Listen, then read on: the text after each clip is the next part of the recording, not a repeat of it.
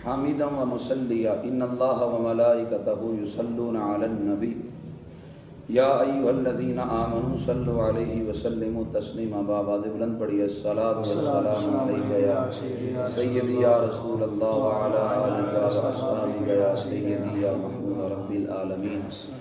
آج کے انشاءاللہ العزیز درس قرآن کے اندر ہم بسم اللہ شریف کی تفسیر کو پڑھیں گے۔ بسم اللہ الرحمن الرحیم کا معنی یہ ہے کہ اللہ کے نام سے شروع کرتا ہوں جو بہت مہربان نہایت رحم کرنے والا ہے۔ یہاں ترجمے کے اندر بھی کچھ لوگ فرق کر لیتے ہیں اور ترجمہ یوں کرتے ہیں کہ شروع کرتا ہوں اللہ کے نام سے۔ جب ہر کام کے آغاز میں اللہ کا نام آنا چاہیے تو ترجمے کے اندر بھی ابتدا میں لفظ اللہ کو لائیں۔ تو امام اسماعیل حقی نے اسی وجہ سے لکھا ہے کہ بسم اللہ جو متعلق ہوں گے کسی فعل کے، اس فعل کو بعد میں لایا جائے گا۔ اقرأ یا اطلو فعل کے متعلق ہوں گے تو جس کا مطلب یہ بنے گا اللہ کے نام سے شروع کرتا ہوں جو بہت مہربان نہایت رحم کرنے والا ہے۔ عرب کے جو لوگ تھے زمانہ جاہلیت کے اندر جب بھی کسی کام کا آغاز کرتے تو اپنے بتوں کے نام سے کام کا آغاز کرتے، تو اللہ تعالیٰ نے بسم اللہ شریف کو نازل کیا اور فرمایا کہ جب بھی تم اچھے کام کا آغاز کرو تو اس کا آغاز بھی بسم اللہ شریف سے کرو۔ جب اچھے کام کا آغاز بسم اللہ سے کرو گے تو اس کام میں اللہ تمہارے لیے برکت کو رکھ دے گا۔ اب یہاں پہ ایک سوال ذہن میں آتا ہے کہ حروف تہجی کو اگر دیکھا جائے تو پہلا حرف تہجی جو ہے وہ الف ہے، لیکن اللہ تعالیٰ نے بسم اللہ شریف کا آغاز لفظ الف سے نہیں کیا، بسم اللہ شریف کا آغاز لفظ با سے کیا ہے۔ اس کی محققین نے متعدد وجوہات بیان کی ہیں، ان میں سے دو وجہ میں آپ کی خدمت میں عرض کروں گا۔ پہلی وجہ یہ ہے کہ لفظ الف کے اندر تکبر ہے اور لفظ با کے اندر عاجزی ہے، اور عاجزی اللہ کو پسند ہے۔ حدیث قدسی میں آتا ہے کہ رب کہتا ہے جو جتنی عاجزی کرتا ہے میں اسے اتنا اپنا قرب عطا فرماتا ہوں، تو اس لیے لفظ با کے اندر عاجزی ہے، اس وجہ سے لفظ با سے بسم اللہ شریف کا آغاز کیا۔ اور دوسری وجہ یہ ہے جب اللہ تعالیٰ نے روحوں سے عہد لیا تھا اور رب نے روحوں سے فرمایا تھا الست بربکم، کیا میں تمہارا خدا نہیں؟ قالوا بلا، سب نے بیک زباں ہو کر کہا ہاں مالک تو ہمارا خدا ہے۔ تو ادھر روحوں نے اللہ سے جو عہد و پیمان کیا اس وقت جو لفظ بولا وہ لفظ بلا تھا، اور لفظ بلا میں پہلا لفظ لفظ با تھا، تو اللہ نے بسم اللہ شریف کے اندر بھی پہلے لفظ با سے آغاز کیا تاکہ جب تم بسم اللہ کی با بولو تو تمہیں عالم ارواح میں کیا ہوا وعد و پیمان یاد آ جائے کہ ہم نے اللہ سے وعدہ کیا ہے، ہم نے اس وعدے کی گویا تکمیل بھی کرنی ہے۔ اور بسم اللہ الرحمن الرحیم، رحمان کا مطلب ہے بہت زیادہ مہربان، رحیم کا مطلب ہے بہت زیادہ رحم کرنے والا۔ اللہ تعالیٰ کی رحمت کے 100 حصے ہیں، اللہ تعالیٰ نے ایک رحمت کا حصہ دنیا میں اتارا ہے جس کی وجہ سے ایک بندہ دوسرے سے پیار کرتا ہے، اور 99 رحمت کے حصوں کا اظہار اللہ قیامت کے دن فرمائے گا، اور جب اللہ ان 99 حصوں کا اظہار قیامت کے روز کرے گا پھر لوگ ایک دوسرے سے کتنا پیار کریں گے، کتنی محبت کریں گے۔ اور پھر اللہ تعالیٰ کے جو صفاتی نام ہیں وہ صرف 99 نہیں ہیں، اللہ تعالیٰ کے صفاتی نام کی تعداد تقریباً 3000 کے قریب ہے۔ اور امام اسماعیل حقی نے لکھا ہے، ارشاد فرمایا جو بندہ بسم اللہ شریف کے اندر موجود اللہ کے 3 ناموں کو لے گا، اللہ کا لفظ اللہ اللہ کا ذاتی نام ہے، باقی سارے اللہ کے صفاتی نام ہیں، فرمایا جو بندہ اللہ تعالیٰ کے بسم اللہ شریف کے اندر موجود 3 ناموں کو لے گا اللہ 3000 ناموں کا ثواب عطا فرمائے گا۔ ان 3 پہ اللہ ثواب اس بندے کو 3000 کا عطا فرمائے گا۔ گویا کس قدر اللہ تعالیٰ نے ان 3 ناموں کے اندر برکت کو رکھا ہے کہ جو بندہ ان 3 ناموں کو لے گا اللہ تعالیٰ کس قدر اس پر اپنی رحمتوں کا نزول کرے گا۔ اور بسم اللہ شریف کے اندر جو لفظ اللہ ہے یہ اسم اعظم ہے۔ اب اس کے اندر علماء کا اختلاف ہے کہ اسم اعظم کیا ہے۔ امام اسماعیل حقی اپنی تفسیر روح البیان کے اندر لکھتے ہیں کہ لفظ اللہ ہی اسم اعظم ہے، اور فرمایا جو اسم اعظم کے وسیلے سے دعا کرے گا اللہ ہر دعا کو قبول فرمائے گا اسم اعظم کے وسیلے سے۔ لیکن اگر کوئی بندہ کہے کہ میں تو اسم اعظم کے وسیلے سے دعا کرتا ہوں میری تو دعا قبول نہیں ہوتی، پھر دعا کی دیگر شرائط کو بھی دیکھنا پڑے گا، آخر وہ بندہ دعا کی دیگر شرائط کو پورا کر رہا ہے کہ نہیں۔ اب دعا کی دیگر شرائط کیا ہیں؟ اپنے باطن کی اصلاح لقمہ حلال سے کرے. اگر وہ لقمہ حلال نہیں کھاتا تو اللہ اس کی دعا قبول نہیں کرتا. دعا خلوص نیت کے ساتھ کرے, دعا انہماک کے ساتھ کرے. لیکن ہم یوں دعا مانگ رہے ہوتے ہیں, ہم نے اپنے ہاتھوں کو اپنے رانوں پہ رکھا ہوتا ہے اور کبھی دائیں کبھی بائیں متوجہ ہوتے ہیں. ہم یقین کے ساتھ اللہ سے مانگتے ہی نہیں ہیں. اور پھر اگر ہم اپنی دعاؤں پہ بھی غور کریں, ہم اللہ سے کیا مانگتے ہیں؟ نعمتیں. اللہ کار دے دے, کوٹھی دے دے, بنگلہ دے دے, اچھی جگہ میرا نکاح ہو جائے, اچھا کاروبار مل جائے. ہم صرف یہ نعمتیں مانگتے ہیں, لیکن ہم نے کبھی نعمتوں والے رب کو نہیں مانگا. اگر نعمتوں والا مل جائے تو نعمتیں تو قدموں میں آ جاتی ہیں. اقبال نے کہا تھا, میں دوا کی تلاش میں رہا, دعا کو چھوڑ کر دنیا سے چل نہ سکا, خطاؤں کو چھوڑ کر حیران ہوں میں اپنی حسرتوں پہ. اقبال, ہر شے خدا سے مانگ لی, خدا کو چھوڑ کر. ہم اللہ سے ہر شے مانگتے ہیں. نہیں مانگتے تو اللہ کی رضا نہیں مانگتے, نہیں مانگتے تو رب کو ہی نہیں مانگتے. رب مل جائے تو نعمتیں تو بندے کے قدموں میں آ جاتی ہیں. تو اللہ تعالیٰ نے اس بسم اللہ شریف کے اندر بڑی ساری برکات کو رکھا ہے. اتنی بڑی برکات ہیں. نبی علیہ السلام فرماتے میں جب معراج پہ گیا تو میں نے جنت کے اندر 4 نہروں کو دیکھا. ایک فرمایا دودھ کی نہر تھی, ایک پانی کی نہر تھی, ایک شہد کی نہر تھی, ایک شراب طہور کی نہر تھی.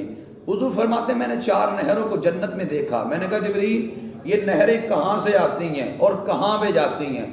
حضرت جبریل امین نے عرض کی, یا رسول اللہ صلی اللہ علیہ وسلم, یہ جو 4 نہریں ہیں یہ جاتی تو حوض کوثر میں ہیں, آتی کہاں سے ہے مجھے اس کی خبر نہیں. ہاں آپ اگر رب سے کہیں تو اللہ آپ کو اس راز سے بھی مطلع فرما دے گا. نبی علیہ السلام نے اللہ سے دعا کی, اللہ نے ایک فرشتہ بھیج دیا, آ کر اللہ کا سلام دیا اور کہا پیارے حبیب آنکھوں کو بند کیجئے. نبی علیہ السلام فرماتے ہیں میں نے آنکھوں کو بند کیا, فرشتہ مجھے کچھ قدم لے کر چلا اور فرشتوں نے عرض کی آقا آنکھیں کھولیں. نبی علیہ السلام فرماتے میں نے آنکھوں کو کھولا تو سامنے میں نے ایک بہت بڑے درخت کو دیکھا کہ جو موتی نما قبہ لگتا تھا. حضور فرماتے ہیں اس کا دروازہ سونے کا تھا اور اتنا بڑا دروازہ تھا, اگر سارے دنیا کے جن اور انسان مل کر اگر اس دروازے پہ بیٹھ جائیں تو یوں لگے گا جیسے پہاڑ پہ پرندہ بیٹھا ہے. اتنا بڑا وہ سونے کا دروازہ تھا, لیکن وہ مکفل تھا, یعنی اسے تالا لگا تھا. نبی علیہ السلام نے یہ منظر دیکھا, واپس پلٹنے لگے. فرشتے نے عرض کی یا رسول اللہ صلی اللہ علیہ وسلم, آپ اس تالے کو کھول کر اندر کیوں نہیں جاتے؟ فرمایا تالا لگا ہے, میرے پاس تو چابی نہیں. فرشتہ کہتا چابی ہے. فرمایا کون سی ہے؟ فرشتہ کہنے لگا آپ بسم اللہ پڑھیں گے یہ دروازہ کھل جائے گا, یہ بسم اللہ شریف ہی اس کی چابی ہے. نبی علیہ السلام فرماتے میں نے بسم اللہ شریف کو پڑھا, وہ مکفل دروازہ کھل گیا. حضور فرماتے میں اندر گیا, 4 ستون تھے, ان پہ بسم اللہ شریف لکھی تھی. ان 4 ستونوں سے یہ 4 نہریں نکل رہی تھی. رب نے فرمایا پیارے حبیب آپ کا جو امتی خلوص نیت کے ساتھ بسم اللہ شریف کو پڑھے گا میں 4 نہروں سے ضرور اسے جام عطا فرماؤں گا. خلوص نیت کے ساتھ جو بسم اللہ کو پڑھے گا, کتنے بڑے انعام کا اللہ جل شانہ نے اس کے لیے اعلان کیا. بسم اللہ شریف کے اندر بڑی برکات ہیں. روم کے بادشاہ نے جناب عمر کو خط لکھا, اس نے کہا کہ میرے سر میں بڑا درد ہوتا ہے تو لہٰذا آپ کو اس کا علاج مجھے ارشاد فرما دے. جناب عمر نے ایک ٹوپی روم کے بادشاہ کے ہاں بھیجی. روم کے بادشاہ کے پاس جب ٹوپی پہنچی تو روم کا بادشاہ جب ٹوپی کو پہنتا اس کے سر کے درد میں افاقہ ہو جاتا, ٹوپی اتار کے رکھتا, درد پھر شروع ہو جاتا. روم کا بادشاہ سوچنے میں مجبور ہو گیا آخر راز کیا ہے, وجہ کیا ہے. ٹوپی پہنتا ہوں تو سر کا درد چلا جاتا ہے, ٹوپی اتارتا ہوں سر کا درد لوٹ آتا ہے. جب اس نے ٹوپی کو اندر سے ٹٹول کے دیکھا, اندر سے چھوٹا سا کاغذ نکلا, کاغذ کو کھولا تو اوپر بسم اللہ شریف لکھی تھی. گویا یہ بسم اللہ شریف کی برکت تھی کہ اللہ تعالیٰ نے اس کے لیے اس برکت کی وجہ سے جو درد کا معاملہ تھا اس میں افاقہ ہو گیا. تو یہ بسم اللہ کے نام میں کتنی برکت ہے. حضرت موسیٰ علیہ السلام کو ایک وقت میں پیٹ کے اندر بڑا شدید درد ہوا. موسیٰ علیہ السلام نے رب کی بارگاہ میں عرض کی یا اللہ مجھے پیٹ میں بڑا شدید درد ہے. رب نے فرمایا پیارے موسیٰ فلاں بوٹی لو اور لے کر اس کو کھاؤ تمہیں شفا مل جائے گی. حضرت موسیٰ علیہ السلام فرماتے ہیں میں نے اس بوٹی کو لیا اور میں نے کھایا, جب کھایا تو مجھے درد سے افاقہ ہو گیا, آرام آ گیا. فرماتے کچھ وقت کے بعد دوبارہ مجھے پیٹ میں درد ہوا. میں دوبارہ اس بوٹی کے پاس گیا، میں نے بوٹی لی، کھا لی۔ حضرت موسیٰ علیہ السلام فرماتے ہیں بجائے درد کم ہونے کے درد بڑھ گیا۔ میں نے کہا یا اللہ، بوٹی تو وہی ہے جو پہلے کھائی تھی، درد جاتا رہا، اب کھائی ہے تو درد بڑھ گیا۔ مالک کی چیز ایک ہے، تاثیریں دو ہیں، آخر اللہ اس میں راز کیا ہے؟ رب نے فرمایا پیارے موسیٰ اصل شفا تو میرے نام میں ہے۔ اب میرے نام کے علاوہ فرمایا ہر چیز زہر قاتل ہے، ہر چیز کا تریاق تو میرا نام ہے۔ فرمایا اصل برکت، اصل شفا تو میں نے اپنے نام میں رکھی ہے۔ تو بسم اللہ شریف کے اندر اللہ نے کتنی برکتوں کو رکھا ہے، اپنے نام کے اندر اللہ نے کتنی برکتوں کو رکھا ہے۔ ایک بندہ حضرت خالد بن ولید کے پاس آیا زہر لے کر، کہنے لگا اگر آپ یہ زہر کھا لیں اور آپ سلامت رہیں، آپ کو کچھ ہو بھی نہ، میں جان جاؤں گا کہ اسلام سچا دین ہے۔ حضرت خالد بن ولید نے اس سے زہر لیا، بسم اللہ شریف کو پڑھا تو زہر کو پی لیا۔ جب حضرت خالد بن ولید نے زہر کو پیا تو آپ پر کچھ اثر ظاہر نہ ہوا، تو وہ جان گیا اسلام سچا دین ہے۔ اب آپ نے بسم اللہ شریف پڑھا، بسم اللہ کی برکت کی وجہ سے زہر نے بھی اثر نہ کیا۔ اب اگر کوئی کہے کہ ہم بسم اللہ پڑھ کے بڑی چیزیں کھاتے ہیں لیکن ہمیں تو وہ چیز نقصان کر جاتی ہے، تو پھر حضرت خالد کی زبان ہماری زبانوں میں فرق بھی تو بڑا ہے نا۔ ان کی زبان عمل والی تھی، ہم نہ جانے زبان سے غیبتیں بھی کرتے ہیں، جھوٹ بھی بولتے ہیں، اور پتہ نہیں کون کون سا گناہ ہم زبان سے کرتے ہیں۔ اس وجہ سے ہماری اثر ضرور ہے بسم اللہ شریف کے اندر، لیکن عمل کی وجہ سے ہمارے زبانوں کے اندر بھی تو تاثیر ہونی چاہیے، یہ تاثیر عمل سے پیدا ہوتی ہے۔ تو البتہ بسم اللہ شریف کے اندر اللہ تعالیٰ نے بڑی برکتوں کو رکھا ہے۔ اور پھر علماء فرماتے جو بندہ اپنی عورت کے قریب جانے لگے تو فرمایا بسم اللہ پڑھ کے جائے، بڑی اچھی بات ہے اور بڑی حیرت انگیز بھی ہے۔ فرمایا جو بندہ بسم اللہ شریف پڑھ کے عورت کے قریب جاتا ہے، فرمایا شیطان بھی اس میں شامل نہیں ہوتا۔ اگر اس سے عورت کو حمل ٹھہر جائے اور اللہ تعالیٰ بیٹا دے دے، فرمایا بیٹا پیدا ہو کر جتنی سانسیں لے گا اللہ ہر سانس کے بدلے میں اس کے باپ کو ثواب عطا فرمائے گا۔ اللہ کتنی بڑی عظیم برکت ہے۔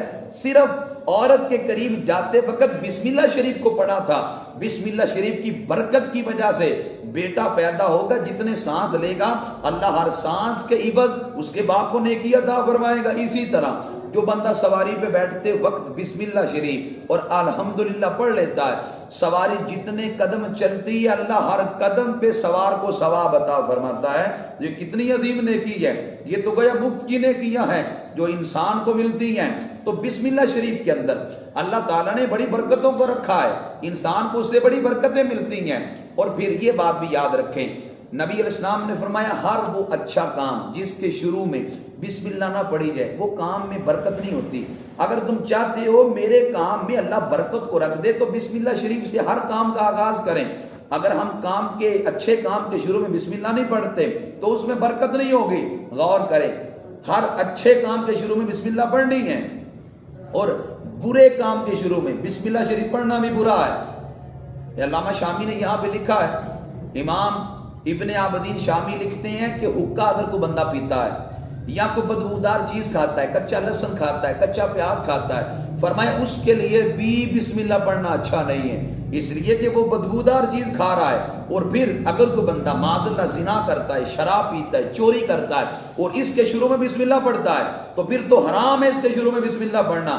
بلکہ علماء نے کفر کے قریب تک لکھا ہے کہ حرام کاموں کے شروع میں بسم اللہ پڑھنا بندے کو کفر کے قریب کر لیتا ہے۔ میں یہاں ایک ضمناً بات بھی کرنا چاہتا ہوں، معاشرے کے اندر وہ لوگ جو لوگوں کی داڑھیوں کو کاٹتے ہیں، اور یہ بات بھی اچھی طرح سمجھ لیں، داڑھی کو کاٹنے کی جو اجرت ہے وہ حرام ہے، اور قانون اور اصول شریعت کا یہ ہے جو کام حرام ہو اس کی اجرت بھی حرام ہوتی ہے۔ یہ اصول اور قانون کہاں سے ہم نے بنایا؟ قرآن مقدس کے سورہ البقرہ کے اندر اللہ جل شانہ نے اس بات کا ذکر کیا ہے۔ سورہ بقرہ کی آیت نمبر 79 ہے، اللہ فرماتا ہے فَوَيْلٌ لِّلَّذِينَ يَكْتُبُونَ الْكِتَابَ بِأَيْدِيهِمْ ثُمَّ يَقُولُونَ هَذَا مِنْ عِندِ اللَّهِ لِيَشْتَرُوا بِهِ ثَمَنًا قَلِيلًا۔ اللہ کہتا ہے ہلاکت ہے ان لوگوں کے لیے جو کتاب کو اپنے ہاتھوں سے لکھتے ہیں، کس لیے؟ دنیا کے چنٹکوں کی خاطر کتاب کو اپنے ہاتھ سے لکھ کر کہہ دیتے ہیں یہ رب کی طرف سے ہے۔ اللہ فرماتا ہے فَوَيْلٌ لَّهُم مِّمَّا كَتَبَتْ أَيْدِيهِمْ، ان کے ہاتھوں کے لیے بھی ہلاکت ہے، وَوَيْلٌ لَّهُم وَوَيْلٌ لَّهُم مِّمَّا يَكْسِبُونَ، اور فرمایا ان کی کمائی کے لیے بھی ہلاکت ہے کہ جو وہ کماتے ہیں۔ پتا چلا وہ کام حرام کرتے تھے تو ان کی اجرت بھی حرام قرار دی گئی۔